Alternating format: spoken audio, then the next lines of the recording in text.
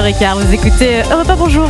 L'édito de Laurent Tessier. Bonjour Laurent. Bonjour Alexandre, bonjour Marion, bonjour à tous. Rédacteur en chef de l'émission Pascal Pro et vous sur Europe 1 entre 11h et 13h. Alors aujourd'hui au menu, vous estimez Laurent que le rapport sur les frères musulmans a souvent été minimisé dans les médias. Oui, j'écoutais le ministre de l'Intérieur Bruno Retailleau présenter hier les grandes lignes de la lutte contre l'islam radical, les islamistes. Il a tenu ce discours. Le déni n'est plus possible aujourd'hui. Il l'a été parfois hier. On s'est caché derrière le petit doigt, on a fait la politique de l'autruche. Et pourtant, le déni existe toujours. Certains dans l'espace médiatique nous disent que nous sommes dans une hallucination collective, qu'il n'y a pas de danger. Hier matin, j'entendais sur LCI l'une des invitées, Isabelle Tisse-Saint-Jean, présentée de cette façon au début de l'émission. Bonjour à vous Isabelle Tisse-Saint-Jean, merci d'être là également. Vous êtes économiste, vous êtes professeur d'université à la Sorbonne Paris-Nord. Elle est l'exemple parfait du déni, malgré ce qui est écrit dans un rapport sur les frères musulmans réalisé par un préfet et un ambassadeur. Je rappelle 139 lieux de culte affiliés à la mouvance, un important réseau d'implantation, la fréquentation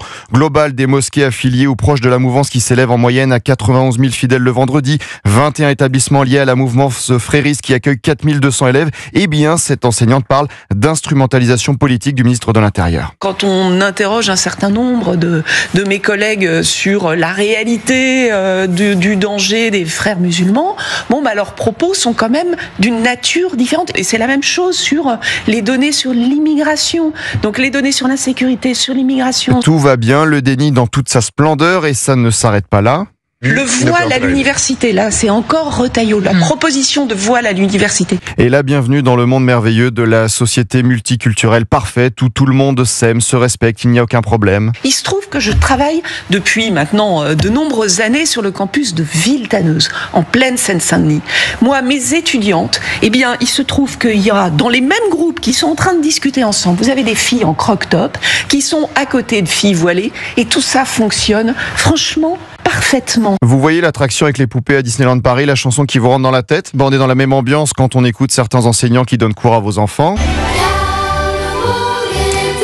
Et comme tout va bien apparemment, je rappelle, sur le sport, le rapport du médiateur de la République Bernard Stasi en 2003. Les équipes communautaires se développent, des clubs féminins ou mixtes disparaissent. 2015, note du service central du renseignement territorial, des associations interrompaient les entraînements pour la prière. Je rappelle ce qu'avait dit en mars dernier l'ancien champion du monde de boxe Mayar Monchipour, français d'origine iranienne, sur le voile. Les sportifs ou artistes qui prennent parfois la parole sur ce sujet ne doivent pas devenir les idiots utiles de l'islam des frères musulmans. Réveillez-vous, on pourrait rajouter les enseignants. Mais comment était présentée Isabelle Tisse-Saint-Jean déjà sur LCI? Bonjour à vous Isabelle Tisse-Saint-Jean, merci d'être là également. Vous êtes économiste, vous êtes professeur d'université à la Sorbonne Paris-Nord. Et là, vous cherchez un peu, vous vous rendez compte que cette invitée présentée comme enseignante économiste a sa fiche présentation sur le site internet du Parti Socialiste. Il n'y a pas que le service public qui cache des choses. Non, Isabelle Tisse-Saint-Jean a eu plusieurs fonctions de secrétaire nationale au Parti Socialiste, candidate PS aux élections régionales en 2010, aux législatives en 2012. Elle a fait partie de l'équipe de Martine Aubry pour la primaire en 2011. Donc forcément, elle ne dira pas du bien du ministre de l'Intérieur Bruno Retailleau. Elle a répété ce message. En tant qu'universitaire, je voudrais quand même, là, tout à l'heure, j'ai poussé un coup de gueule sur le écouter les scientifiques, mais écouter aussi les scientifiques sur les questions régaliennes. Oui, écoutez les scientifiques de gauche, socialistes. Il manquait quelque chose à cette phrase. Allez, je vous laisse dans votre monde. Un peu de douceur. Oui, vous avez raison, Laurent Tessier. Pascal Pro et vous, que l'on retrouve à partir de 11h sur Europe 1. Laurent, à tout à l'heure. Restez avec nous, chers auditeurs. Dans un instant, la partition d'Omblin Roche avec ce matin le documentaire événement sur Bono de U2. À tout de suite.